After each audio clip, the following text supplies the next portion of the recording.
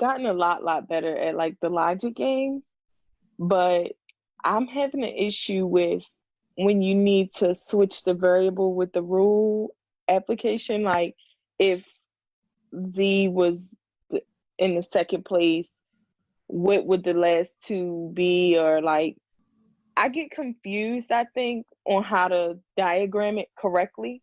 So I'm trying to replace it and I'm not putting the other variables in the proper place. I'm not sure if supposed to look like the exact same diagram that I already have and I'm just changing the variable, or if I have to go back to the rule itself and like I don't know what is not clicking, but like I'll get, like I did like a practice test and I'll get the section right except for those two questions. Gotcha. Okay. Yeah. So rule substitution questions, also known as equivalent rule or rule equivalency. It's not just switching the variables, it's switching the rules themselves. And that means that the main diagram may not look the same, but you will end up with the same meaning and the same inferences, but it could appear different. Okay. So I guess then my question is, like I did one, I'm trying to think.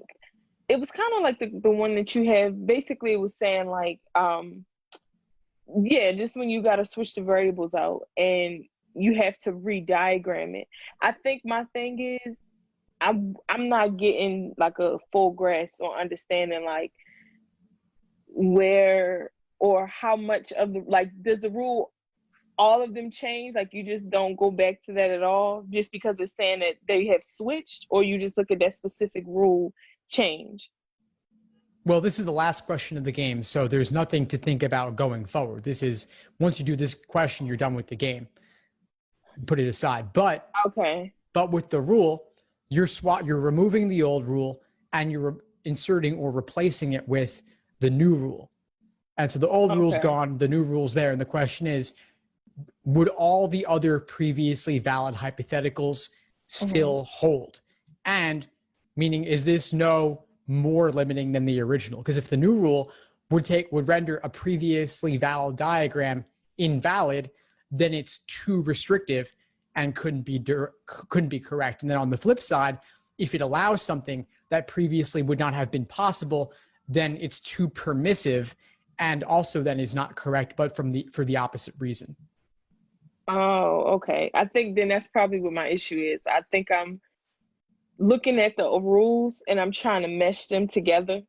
So it's making me think like I need to still insert everything and try to fit the rule in somewhere, like the new one. Okay, that makes a lot of sense now. Thank you, because I was kept doing questions and I'm like, why am I not? It's something is missing. I don't understand like what's the problem. But with logical reasoning, I am I don't even know the word right now. Like I don't even know. Like I don't think I'm struggling, but the sufficient and assumption questions, they really have me like overthinking. And I don't want to overthink, but I don't understand. Like I'll read the answer and I'll second guess what was right, because I think I'm thinking too much about what was said instead of the entire like stimulus in whole.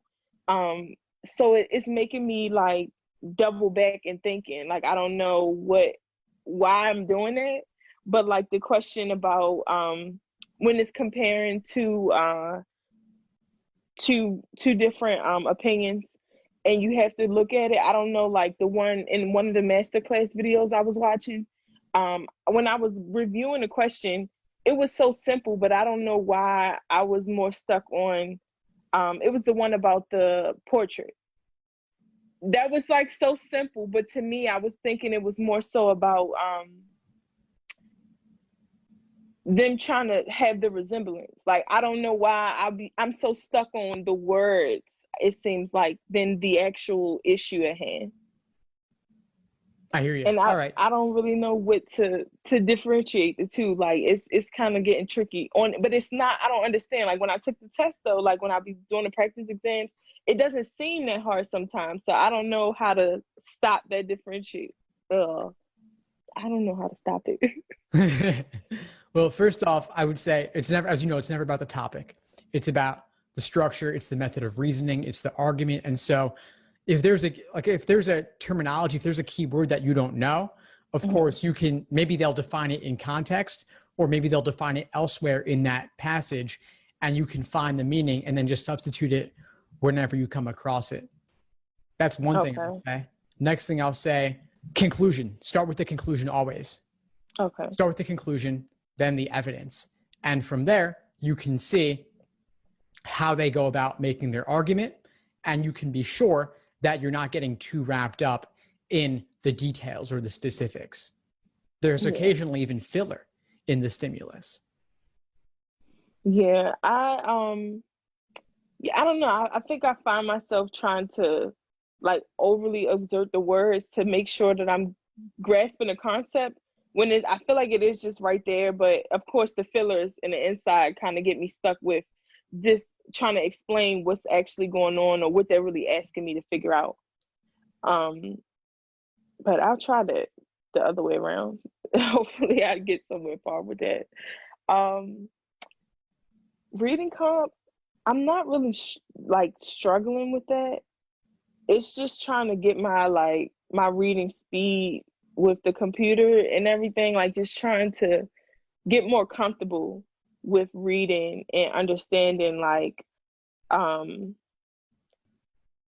the passage, and then trying to get to the answer in enough time so that I can get to whatever's next. Just because I think, again, the same thing I'm kind of doing with logical reasoning, the overreading is kind of hurting me. I think the more I review the passage in its entirety, and I'm like, I'll like second guess it instead of just going on ahead and just trying to see like, so my brain is kind of like false starting in a sense, because I'm not really just going at it. I'm like stopping the pause break or something. So I don't know. I guess that's like a mental thing I just need to calm down on. And because the test is like coming up, I'm like, this is like, why am I acting like this right now? But I don't know. Well, you got to go in with a purpose. So when you're jumping into a reading comp passage, what are you hunting for? What are you reading for? How do I say that? Basically, just to kind of figure out what the synopsis of everything is, like what the topic and the conclusion would be. And then from there, I guess just looking for the question at hand, like whatever the question is asking me to look for. Gotcha. All right. So synopsis, summary, to me, that could be content related. So I want to keep you focused on structure related. What's the author's main point? What's their conclusion? What are they driving at? Why did they write this? What are they trying to communicate? If they could only leave one thing, what would they leave? If they could only say one thing, what would they say? And so look for where they're expressing their opinion, or they're telling you why they wrote this, and look for that. Aim to walk away with that. Don't get too wrapped up in the details. And remember, when I think synopsis or summary, I think of that from a content perspective. Like you could look for like the topic sentence of each paragraph, right? Or the ending sentence of each paragraph. And that would give you a taste of that possibly. But I wouldn't go that approach with it. The main idea could be buried anywhere, and it's where they express their opinion. So if they say something is fortunate or something is unfortunate, that would be one indication. Okay.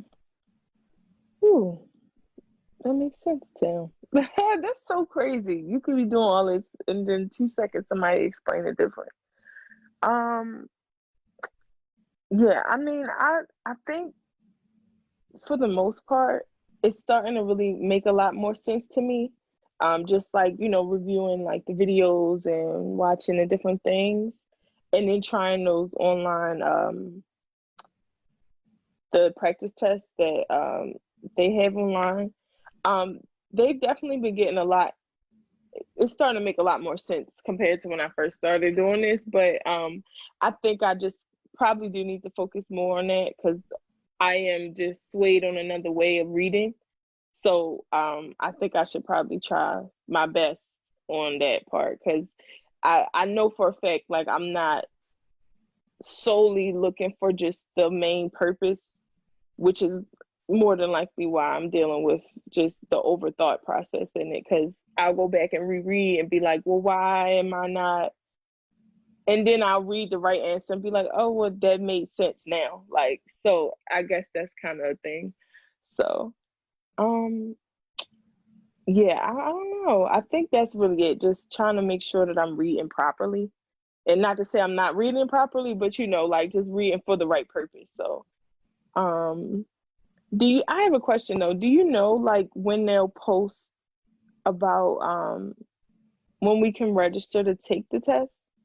For which test? July. July? I mean, July LSAT scheduling? Yeah.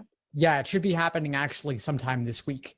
So Okay. sometime this week, they will send you an email telling you that it'll be this day that registration opens. And there's actually, this is a little tip for you, there's actually a way to schedule your time before that. So really? yeah, so if they tell you, and this worked for the May and June LSAT Flex, no guarantees for July, but since they kept that loophole open for June, I think they'll keep it open for July also. And the way to go about this is simply to the calendar day that they tell you. So they might say, let's say Wednesday at noon, LSAT Flex registration scheduling opens. That means that maybe sometime Wednesday after midnight, you could go onto ProctorU's website. LSAC will have already created an account for you on ProctorU using your LSAC registered email address. So if you reset the password on that ProctorU account, then you can log in and schedule the time before everybody else. Oh, yeah. So another thing, I just want to just say this to you because I don't know. So my birthday is the day after the day before the test. But I read on their website that you could either take the test on the 12th or the 13th. Now I feel like I could take the test on my birthday if it's in the morning, but I don't know what those. Do you know like the times that people have taken the test, like in June and May? Yeah, so the times are 9 a.m. to 7 p.m. Eastern time in 20-minute increments. So you can do 9 a.m., you could do 10 a.m., you could do 10:40, 10:20, any of those are fine. Oh, okay. Well, yeah, I think I'll do that then. It's a good way to spend your birthday. I mean, well, what's nice is that later that night, you can rest easy. Yeah, I know. And that's what I was saying. I read it because, when you click the LSAT website, it says July the 13th. But when you go back and start reading, they say you can take it as early as the 12th. So I was like, well, maybe I could just kind of get it out the way, like just to have it off of my brain like that, because it's just one of those things. And then like my birthday, I'm gonna just have to be like incognito the whole day to try to just keep my mind steady, because everybody's going to be trying to call me and talk to me, and I'm gonna just be like, guys, I don't really want to talk today. Like, so yeah, if I could take it on my birthday in the morning, but if it's in the afternoon, I'm gonna just have to let that go. But if I could take it as early as 9, that would be great, because my mind will already just be ready to take it. Yeah, I think that's a good idea, especially if you're going to be getting interrupted by people throughout the day. Just put your phone in airplane mode, turn it off on silent, knock out the exam, and then you can rest easy and party, Yeah. Okay. Yeah, that's a good thing to know. I didn't know like the time frame slides or whatever. So that's cool. Ooh, yeah, this is getting interesting now. Yeah, you're in the home stretch. Yeah, this is interesting. So would it be better for me to just, I guess, finish this week out the way I've been studying and then like start the practice exams more on like the next 2 weeks, since that's like the wind down time for the test? Or I mean, at this point, with a couple of weeks out, I'd be focusing on doing full length exams and reviewing them. And full length for the flex is only 3 sections. So I would just be doing maybe 1 or 2 timed flex exams a week, meaning just remove one of the logical reasoning sections and do the other 3. Just do those and review them. If you notice weak areas, focus on those too on the side. Okay. All right. Well, I think that's really all the questions that I had. I'm definitely gonna revert my thinking process on these questions for when I read. And I guess if I have any other questions, I can send you an email, or definitely if when this works, because I'm sure it will, because all this other stuff's been working that you've been telling me to do. So when this works, I'll definitely let you know like how far it's gotten me, because I'm probably going to take another test tomorrow just to kind of see where I'm at. And yeah, I think that's it though. Awesome. Yeah, definitely keep me posted if you need anything at all. But I think you're in a good place, and to just take those insights on the different areas we talked about and start applying them. Okay. All right. Well, thank you so much. My pleasure, Capri. Have a good one. Right. I'll talk to you too. soon. Bye. Bye-bye. Thanks for tuning into the show. Please subscribe if you haven't done so already to be notified of new episodes as I release them. And feel free to reach out if you need anything at all as you move forward with your prep. I'm happy to help however I can. In the meantime, I'll wish you all the best and take care.